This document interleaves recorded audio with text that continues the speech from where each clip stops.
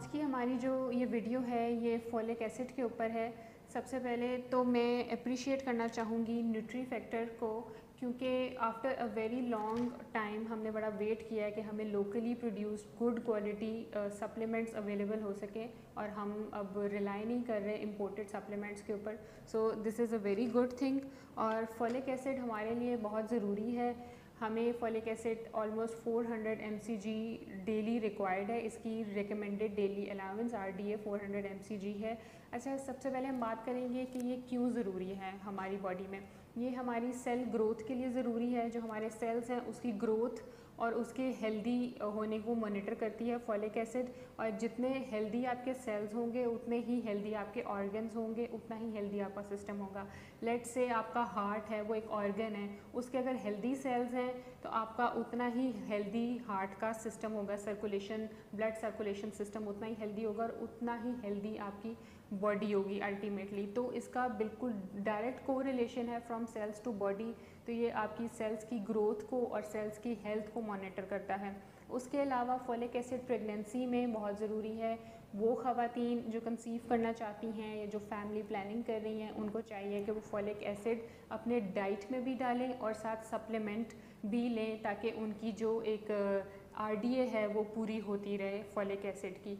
ये folic acid pregnancy में इसलिए ज़रूरी है क्योंकि ये जो न्यू बेबीज़ होते हैं उसके अंदर जो उनके जो बर्थ डिफेक्ट्स होते हैं ना, उसको कंट्रोल करता है। तो बर्थ डिफेक्ट्स यानी स्पाइना बिफिडा यानी पोस्चर जो है वो इम्बैलेंस हो सकता है उनका, बच्चों की, और हो सकता है उनका हार्ट का सिस्टम सही ना बने।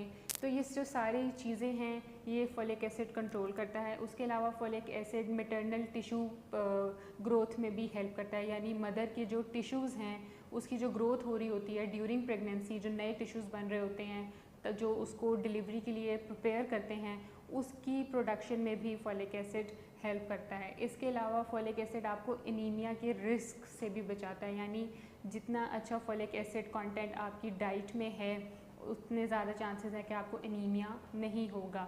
लास्टली फोलिक एसिड का एक बड़ा अच्छा जो और बड़ा इम्पॉर्टेंट रोल है कि ये B6 और B12, क्योंकि फोलिक एसिड B9 है, विटामिन B की कैटेगरी में आता है और B9 है।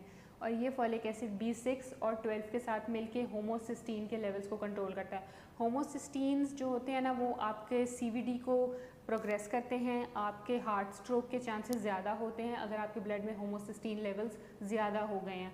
तो जो फोलिक एसिड है वो विटामिन B12 और B6 के साथ मिलके होमोसिस्टीन लेवल्स को कंट्रोल करता है। हेंस आपके जो हार्ट स्ट्रोक के जो चांसेस हैं वो कम हो जाते हैं नेचुरली। अब हम बात करेंगे कि फोलिक एसिड फूड में कहाँ कहाँ प्रेजेंट है। तो इसके बहुत रिच सोर्सेज हैं लीफी ग्रीन वेजिटेबल्स। उसके अलावा ये बीन्स में यानी लोबिये में और दालों में प्रेजेंट है। इसके अलावा ये प्रेजेंट है पीज़ में, मटरों में। उसके अलावा नट्स में प्रेजेंट है। फिर ये प्रेजेंट है फाइब्रस फूड्स के अंदर। तो जितना आप नेचुरल होल फाइब्रस फूड लेंगे, जितने आप ग्रीन लीफी वेजिटेबल्स सैलड्स लेंगे, उतना ही आपकी बॉडी जो है उसके अंदर फोलिक एसिड की मकदार का जो लेवल है वो ऊपर नीचे नहीं होगा। और हमें डेली 400 mcg फोलिक एसिड चाहिए और जो प्रेग्नेंट ख़वातीन हैं उनको 400 to 1000 mcg चाहिए। और अगर ये एक टैबलेट, इसके अंदर 60 टैबलेट्स हैं which is sufficient for 2 months, अगर एक टैबलेट आप daily after meal, let's say after breakfast आप ले लेते हैं तो you are good to go. फिर आपका फोलिक एसिड लेवल आपकी बॉडी में कंट्रोल रहेगा। बाकी जो कमी बेशी है वो आपकी डाइट पूरी कर देती है। और ये प्रोडक्ट इसलिए भी अच्छा है क्योंकि ये GMP यानी गुड मैन्युफैक्चरिंग प्रैक्टिसेस सर्टिफाइड है, विच मीन्स कि ये सेफ़ कंडीशंस में जो है वो प्रोड्यूस हो रहा है और इनके सेफ्टी स्टैंडर्ड्स बिल्कुल सही हैं। So this is about folic acid. And if you want to reach me for further consultation regarding your medical nutrition or regarding your weight or regarding your health, so you can reach me at the Oladoc app और website number नीचे दिया गया है। उसके अलावा आप मुझे वैसे भी कॉल करके बुक कर सकते हैं नोवीमेड स्पेशलिस्ट क्लिनिक में। Thank you so much.